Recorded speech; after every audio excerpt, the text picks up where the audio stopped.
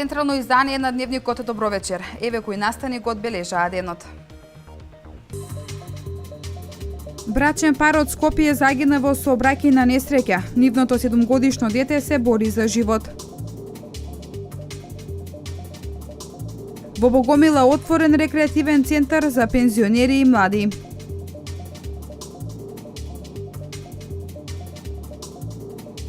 Во тек е оглас за прием на кандидати во Центарот за обука на пилоти.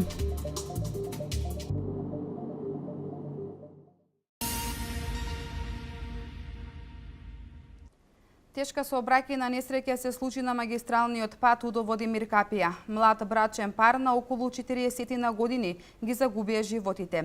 Нивниот 7-годишен син се бори за живот. Според првичните информации, несреќата се случила утринава околу 7 часот и 20 минути, кога автомобил марка Fiat Seicento се судрил со автобус на Струмица Експрес. Детали за овој настан има Владимир Ристов.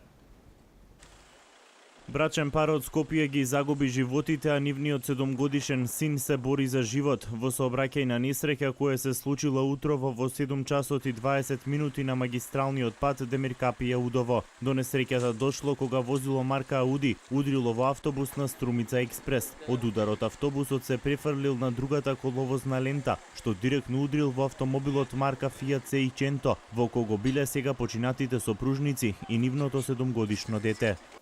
Во несреќата што утринава се случи во 7:20 часот на магистралниот пат Удово Демир Капија помеѓу патничко моторно возило Fiat Seicento со скопски регистарски таблички и автобус на Струмица Експрес, животот го загубија возачот и сопатничката од автомобилот, а 7-годишно дете кое се превезувало во автомобилот е пренесено со повреди во ургентен центар во Скопје.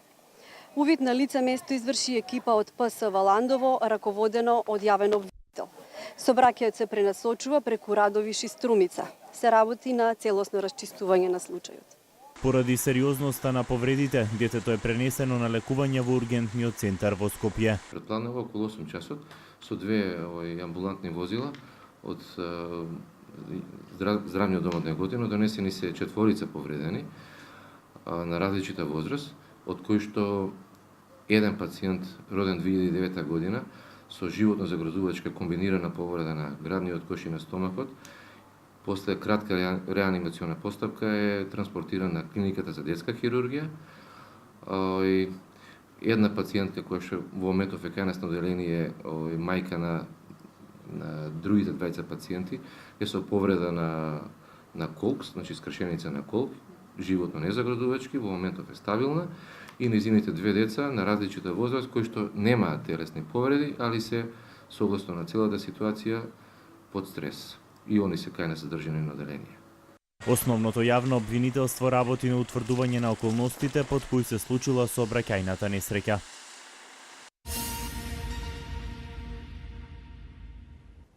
Шеесет и пет лица досега ги загубиле животите во сообраќајна несреќа на патиштата во Македонија. Од Републичкиот совет за безбедност на патишта упатуваат апел до сите учесници во сообраќајот да бидат максимално одговорни и внимателни, да ги почитуваат сообраќајните правила и прописи и да ја прилагодат брзината спрема ограничувањата и условите на патот. Секојдневно расте бројот на лица кои својот живот го загубиле во сообраќајна незгода, а Републичкиот совет за безбедност на сообраќајот е се погласен во своите апели до возачите.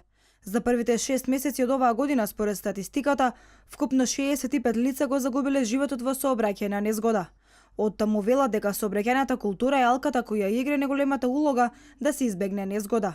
Од Републичкиот совет велат дека на секое патување најважно е да се стигне до саканата дестинација здрав и жив. Затоа упатуваат апел до сите учесници во сообраќајот да бидат максимално одговорни и внимателни, да ги почитуваат сообраќајните правила и прописи, да ја прилагодат брзината спрема ограничувањата и условите на патот. Во одредени случаеви и покрај почитувањето на сообраќајните прописи, голема улога има и заморот. Семејството Јовановиќ од Ниш, Србија, пред само еден месец доживеа сообраќајна несреќа на автопатската делница Велес Неготино во близина на наплатната рампа кај Градско. Освен материјална штета на возилото, семејството за среќа се здоби со лесни телесни повреди. Возачот на возилото Сашо Јовановиќ вели дека во тој момент не знал што се случило. Несреќата се случила во дел од секундата, иако тој ги почитувал сообраќајните правила. Вели дека можеби заморот си го направил своето. Па кренуo сам јутрос у 2 сата. Тргнавме во 2 часот по полноќ од Ниш и на ова место каде што се случи несреќата изгубив контрола над возилото. Возилото почна да се врти кон десно, го закачив и вичникот, почна да се врти неколку пати околу својата оска, но за среќа јас и моето семејство сме добри, без посериозни повреди.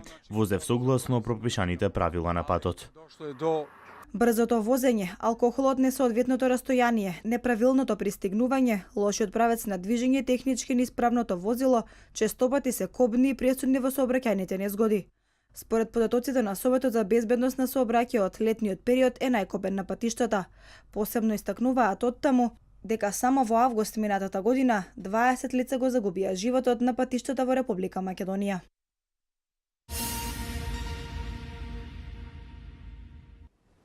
Од МВР соопштија дека телото на починатото лице е пронајдено кај Катланово на 45 годишниот Робертино Чонтев, подполковник во Арама, кој минатиот месец беше пријавен за исчезнат на 24 јули. Министерството за внатрешни работи потврди дека телото на починатото лице пронајдено на 1 овој месец кај Катланово е на 45 годишниот Робертино Чонтев. Инаку тој од 24 минатиот месец се водеше како исчезнат. Последниот трак му се губеше кога од домот во Скопје заминал за Велес. 7 дена потоа возач кој застанал да се одмори на паркиралиштето веднаш после тунелите кај Катланово во провалија забележал истумбано возило. Полицијата била алармирана. Поклопувањето на бојата и марката на автомобилот кој го управувал сега починатиот Чонтев уште од самиот почеток ги навело надлежните да се посомневаат дека всушност станува збор за него. Обдукцијата покажала дека смртта настанала веднаш по строотното излетување на автомобилот од коловозот на автопатската делница Скопје-Велес. Чонтев беше семеен човек вработен како подполковник во армијата на Република Македонија. Во моментов Министерството за внатрешни работи трага по уште 4 лица кои се пријавени како исчезнати.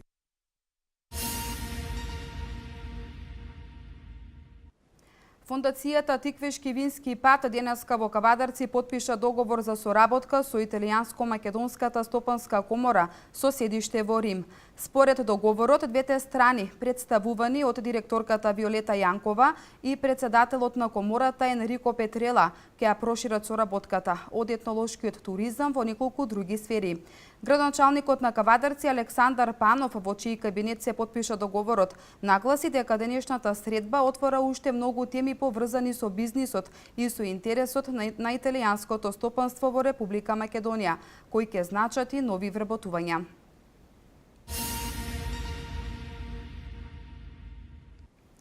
Во тек е огласот за прием на кандидати за 8-та генерација пилоти. На огласот може да аплицираат млади луѓе кои имаат до 28 години, имаат завршено високо образование и ги исполнуваат останатите услови од огласот.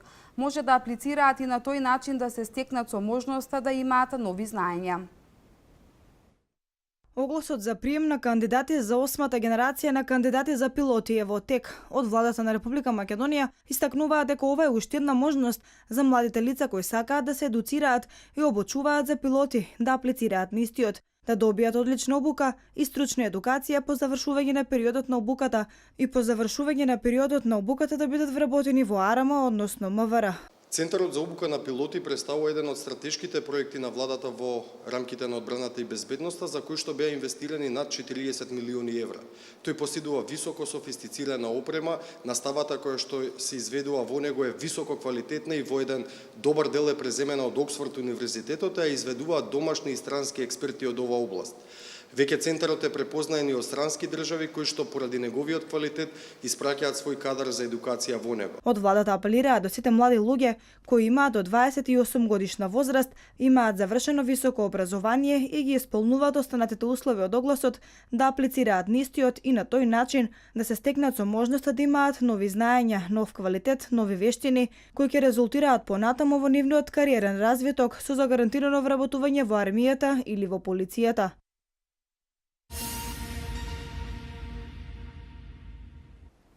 Во Богомила отворен рекреативен центар за пензионери и млади. Од Сдруженијето на пензионери од Велес велат дека овој дом ќе биде од големо значење за подобрување на рекреативниот живот на лицата од третото доба. На голем ден Илинден, но и во годината кога пензионерите прославуваат 70 години од организираното пензионерско действување во село Богомила, општина Чашка, отворен рекреативен дом за пензионери и млади. Од Сдруженијето на пензионери од Велес велат дека овој дом ќе биде од големо значење за подобрување на рекреативниот живот на лицата од третото доба. Очекуваат подеднакво да го користат и младите. Најмногу младите ќе го сочуваат овој дом, затоа што и тие ќе бидат пензионери и тие ќе го користат. Овој дом, не случајно читате, е дом на пензионери и младинци. И сега што има врска пензионери и младинци? Па младинците под 20, 30 и 50 години ќе станат пензионери. Прв пат после Скопје едно здружение на пензионери отвора рекреативен центар, потенцира првиот човек на пензионери на Македонија. Местоположбата на центарот е идеална воздушна бања за лицата од трето доба. Автобускиот и железничкиот превоз го прави овој објект повеќе од атрактивен. Пензионерите со своите внуци тука да рекреираат. Кај нас старите е мудростта, искуството, кај нас е знаењето, кај младите е силата. Само во тој спој можеме да имаме здрава средина и може да имаме напредок и на државата, и на Сојузот на државните пензионерите на Македонија, па и на сите граѓани на Македонија. Затоа добро што ќе биде овој рекреативен дом отворен и за младите.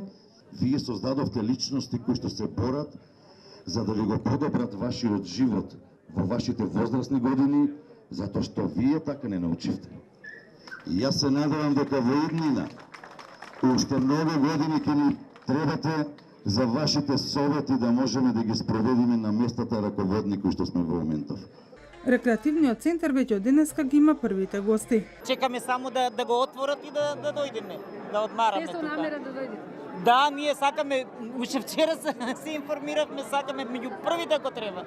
Овдека има и воздух, и вода, и има кај да купиш се уште не мора да размислуваш за храна дали ти треба или не.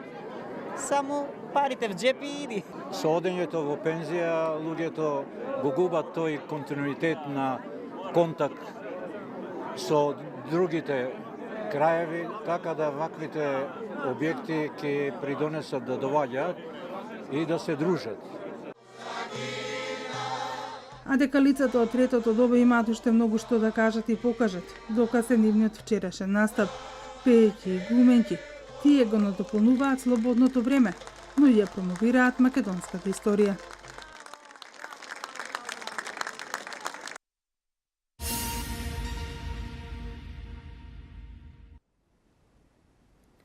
Додека во општина Чашка се отвора рекреативен центар за пензионери и млади, во Кавадарци конечно ќе се реализира проектот за изградба на дом за стари лица. Во изработката на новиот генерален урбанистички план се предвиде локација за изградба на ваков дом, кој од големо значење за лицата од Кавадарци и Росоман. По неколку години напори околу проектот за изградба на дом за стари лица, конечно работите се мрднаа од место.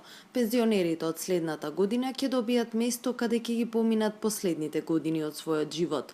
Во изработка на новиот генерален урбанистички план конечно се предвиде локација за изградба на ваков дом, кој е од големо значење за третата генерација на граѓани од Кавадарци и Росоман. Председателот на Сдруженијето од Кавадарци Ристо Анѓушев очекува од текот на наредната година да започне изградбата на домот за стари лица. Во текот на наредната година да се почнат технички работи за почнување со градба на дом за стари лица. Ние имаме инвеститор од Турција. Турскиот инвеститор, да. Тој не се откажува, тој е наш пријател. На нашиот председател на Комисијата за развој и инвестиции е кучен пријател. Пред месец дена беа тука во Кавадарци на гости. Целата фамилија на инвеститорот беше тука, го видео локацијата. Епилогот од средбата со поранешниот министер за финансии Зоран Ставрески, кој пред неколку месеци ги посети пензионерите од Кавадарци, дојде до забрзување на постапката. Овој проект, како еден од поголемите капитални проекти во општината, го земаа во предвид и Министерството за финансии и локалната самоуправа, со што до крајот на месец август ќе биде завршен генералниот урбанистички план во кој е предвиден домот за стари лица. Генералниот урбанистички план си зеа врска да го завршат до крајот на август. А штом ќе го завршат до крајот на август, тука веќе постапката е многу побрза оде натаму и очекуваме до крајот на годината да сите папири што требаат околу изградбата и да се отпочне со градбата до крајот на годината да ги реализираме. Добро е што инвеститорот не се откажува, сака да го изгради домот.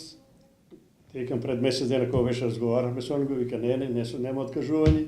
Оваа градинка за луѓето од третото доба ќе биде изградена на почетокот од самиот градски парк, а капацитетот на истата ќе биде за 100 лица. Повеќе од неминовна е потребата од ваков дом во Кавадарци, со оглед на тоа што во овој град живеат повеќе од 7200 пензионери.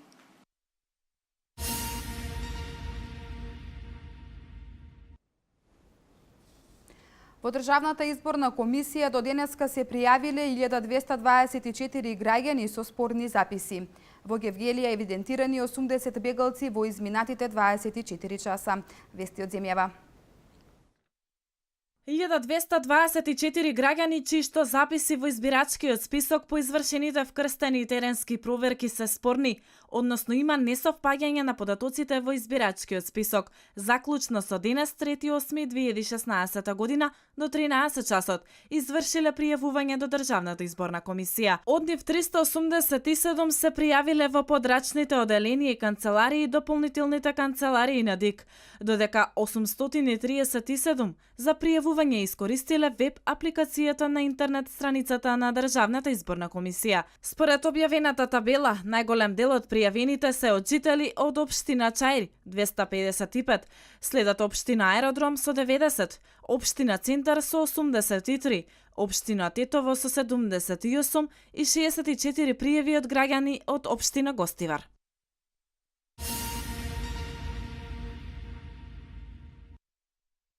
Изминатото деноноќе 80 бегалци се евидентирани во надворешниот шатор на прифатниот транзитен центар Гевгелија.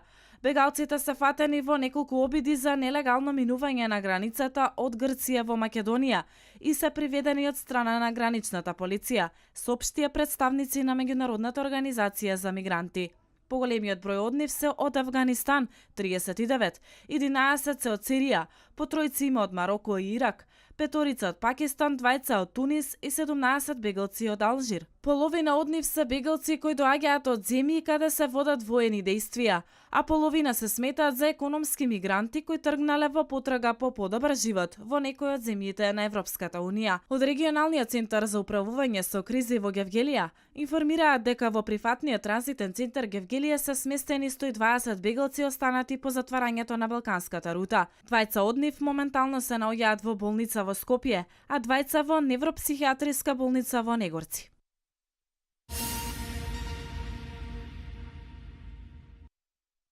До 31 август оваа година можат да се достават барања за директни плаќања за произведена и продадена оризова арпа, соопшти Агенцијата за финансиска поддршка во земјоделството и руралниот развој. Корисници на оваа мерка се земјоделски стопанства кои произвеле оризова арпа од реколтата 2015 година и ја предале во регистрирани откупни предпријатија од 1 јули до 31 јули 2016. 5 денари по килограм е висината на директните плаќања за пријавена површина со ориз до 2 хектара, 4 динари по килограм за пријавена површина со ориз од 2 до 10 хектари и 3 динари по килограм за пријавена површина со ориз над 10 хектари. Според агенцијата, при пресметка на финансиската поддршка се земаат предвид количините кои не надминуваат од 5,5 тони по хектар. Земјоделците барањата може да ги поднесат во подрачните единици на Министерството за земјоделство, шумарство и водостопанство со доставување потврда за предадена оризова арпа која ја издава откупното предпријатие.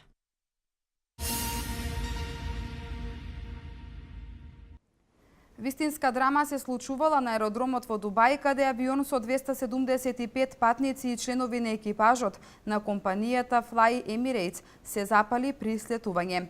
Хилари Клинтон ја зголеми предноста пред Трамп во најновите анкети. Ова е свето денеска. Авион со 275 патници и членови на екипажот на компанијата Fly Emirates се запали при принудно слетување на меѓународниот аеродром во Дубај, јави ДПА. Авионот од Индија до Дубај требало да слета во 12 часот и 50 минути по локално време, а несреќата се случила во 12:45. Причините за избувнувањето на пожарот за сега не се познати. На снимките од несреќата, кои се поставени на социјалните мрежи, се гледа како од авионот се издига густ чад над аеродромот. Патниците биле евакуирани и за сега нема извештаи за повредени. Соопшти прес-службата, иако на социјалните мрежи има тврдења дека неколкумина се повредени.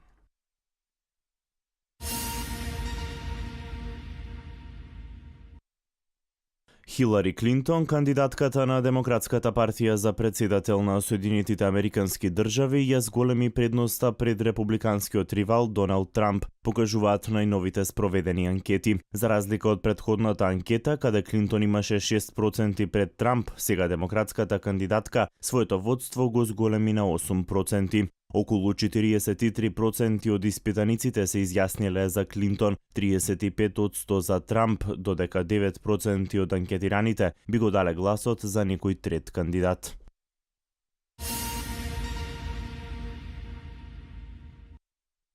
Стои 4 лаборатории за кокаин уништи колумбиската полиција во текот на изминатите 5 дена. Лабораториите биле опремени да произведат околу 100 тони дрога годишно, соопшти началникот на полицијата за борба со наркотици. Операцијата, спроведена во џунглата во југоисточниот регион на земјата, е дел од новата владина стратегија за борба со производството на наркотици. Лабораториите се опожарени од страна на специјални полициски единици.